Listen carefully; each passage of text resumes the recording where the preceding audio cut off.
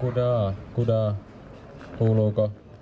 Tervehdys kaikille minunkin puolestani. Mä oon Kaius Varjonen aikuisten ja sosiaalipalveluista ja työskentelen tällä hetkellä Nimi Ovessa-hankkeessa projektisuunnittelijana.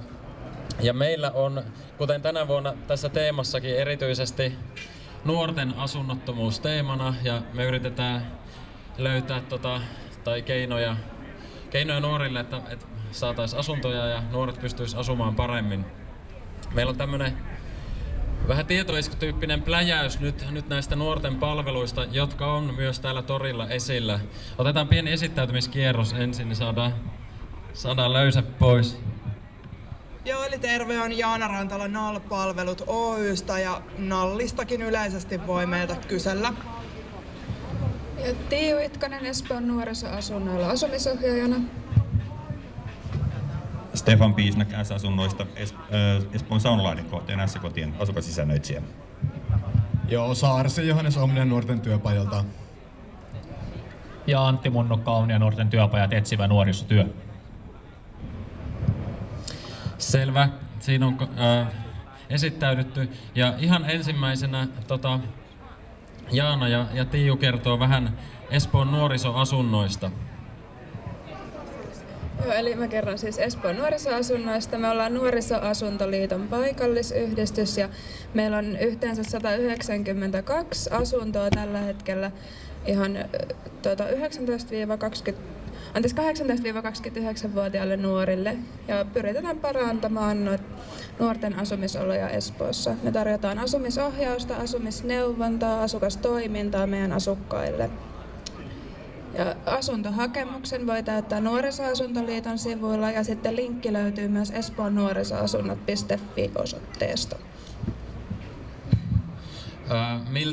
Miltä asunnottomuus näyttää Espoon nuorisoasuntojen silmin nyt? Miltä nuorten asunnottomuustilanne sun mielestä näyttää Espoossa? Kyllä se näkyy meidän asuntojonoissa, että aina on hakemuksia, tulee joka päivä lisää ja asuntoja tarvittaisiin paljon enemmän nuorille. Sitten Jaana Rantala NAL-palveluista. Joo, eli on siis vastaavana asumisohjaajana NAL-palvelut Oy:ssä. Me tuotetaan tuetun asumisen palvelua itsenäistyville nuorille, ja meidän ikärajat on 16-26 vuotta. Ja meillä on tuossa pönttö tuolla vastapäätä, siellä on omenoita tarjolla, voi tulla sieltä kyselemään lisää. Toimitaan pääasiassa pääkaupunkiseudulla ja myös täällä Espoossa. Ja voi rohkeasti tulla kyselemään lisää, siellä on esitteitä myös jaossa. Kiitos. Okei, sitten Omnian etsivä työ ja Omnian työpajat. Niin. Antti Munnukka, vastaava ohjaaja. Miten ihmeessä asuminen ja etsivä työ liittyy toisiinsa?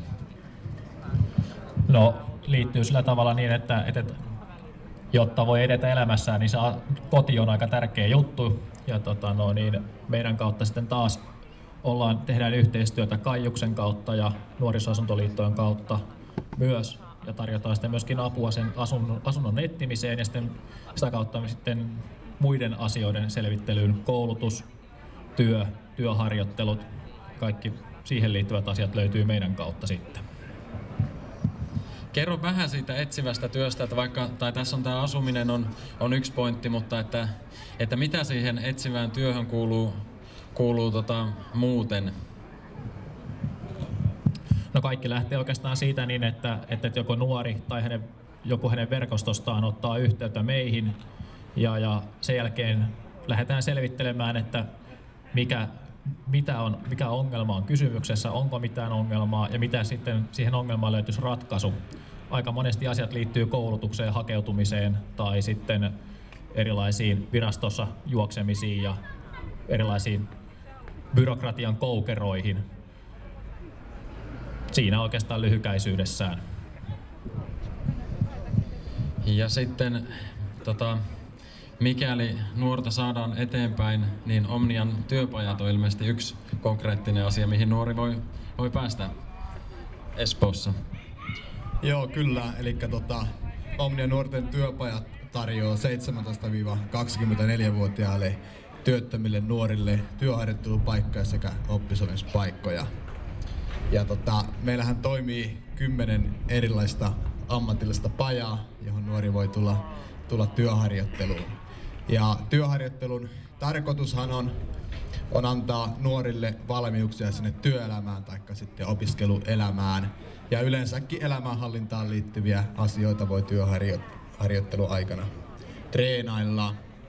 Ja hirveän keskeinen asiahan nuorilla on se asumiseen liittyvät asiat ja asumisasiat ja yleensäkin siihen itsenäiseen elämänhallintaan liittyvät asiat, mitä me siellä pajoilla sitten mietitään yhdessä nuorten kanssa.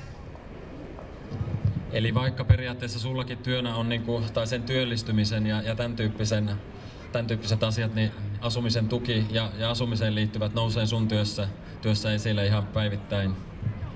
Joo, kyllä. Eli kun nuori tulee meille pajoille, niin me kartoitetaan ihan sitä hänen asumistilannetta ja lähdetään yhdessä miettimään ihan, että miten paljon taloudellisia resursseja se itsenäinen asuminen vaatisi ja mitä muita asioita se itsenäinen asuminen vaatii. Ja sitten lähdetään kartoitetaan sitä, että mistä sitä asuntoja haetaan ja tehdään niitä asuntohakemuksia ja pyritään sitten miettimään sitä, että mihinkä päin nuori pääsisi sitten asumaan.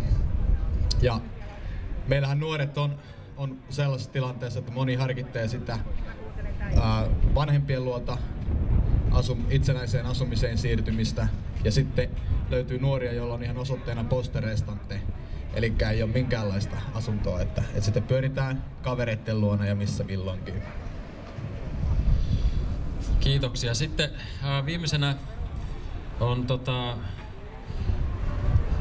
S-kodit ja S-kodit on S-asuntojen yksikkö ja Espoossa nyt on S-kotien kautta saa nuoret tuettua asumista. Nimenomaan tää on aika uutta toimintaa, niin Stefan, kerrotko vähän teidän toiminnasta? Joo, eli mä oon Stefan Piisnak, asukasisännöitsijä Espoon S-kodeista ja S-asunnot Oy:stä. Tämä nuorten asuminen on ollut aina semmoinen sydämen asia, koska isoin osa meidän hakijoista on nuoria. Ja nuoret on isoin asunnottomuusryhmä, siis kotoon muuttavat nuoret, niitä tulee tuhansia vuodessa ja eli omaa kotia. Ja meillä S-asunnoilla ollaan havaittu tää ja nyt meillä valmistuu uusi kohde Saunalahteen, niin siellä meillä on yli 20 asuntoa, erityistuettua asuntoa just nuorille. Meillä on jopa alaikäisten kanssa vuokrasoppareita, että pääsee 17-vuotiaana jo kokeilemaan sitä asumista. Ja nyt tässä on kuukausi Saunalahdessa veivattu, niin ei hyvältä näytä.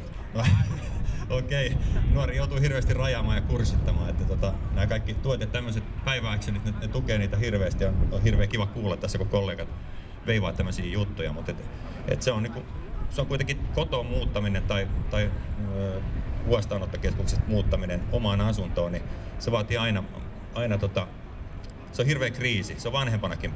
Muutatte senioriasuntoihin, niin näette kyllä. Et meillä on sitäkin toimintaa tuossa takapihalla.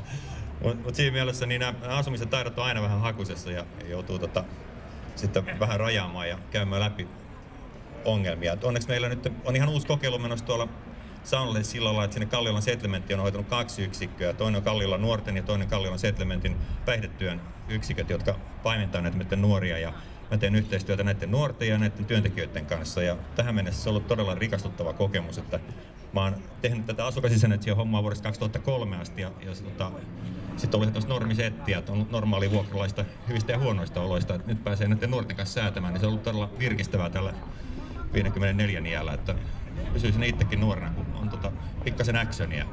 Mä dikkaan siitä hommasta. Voisitko just kysyä jotain vielä? Joo, mä haluan kysyä, kun me ollaan yhteistyössä nyt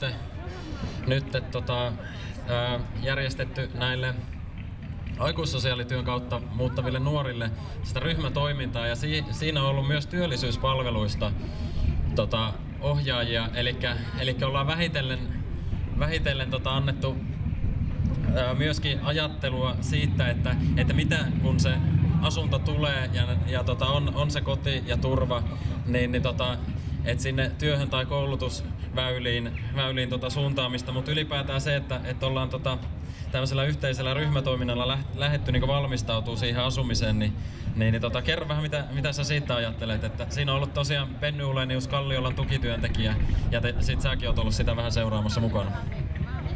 Joo, kyllähän näillä nuorilla, jotka meidän sylkkyyn pääsee, niin tulee olemaan ainutlaatuiset mahdollisuudet ja palvelut käytettävissä. Mä oon nähnyt missään päin Suomeen, missä on ollut näin ammattitaitoinen ja monitaitoinen, moniammatillinen tiimi näiden nuorten asioita hoitamassa. Ja resursseja on nyt kerrankin tarpeeksi. Et mä uskon, mutta siis tottahan on, että vaikka meillä olisi mitään resursseja, niin osa meidän nuorista ei selviä. Mutta se me kerrotaan niille alusta asti, jotta ne ottaisi tonkensa ja yrittäisi selviytyä. Ja siinä on nyt tosiaan 2 yhteisöä, jossa on kummatsakin omat mallinsa ja ne voi hyötyä siitä synergiasta.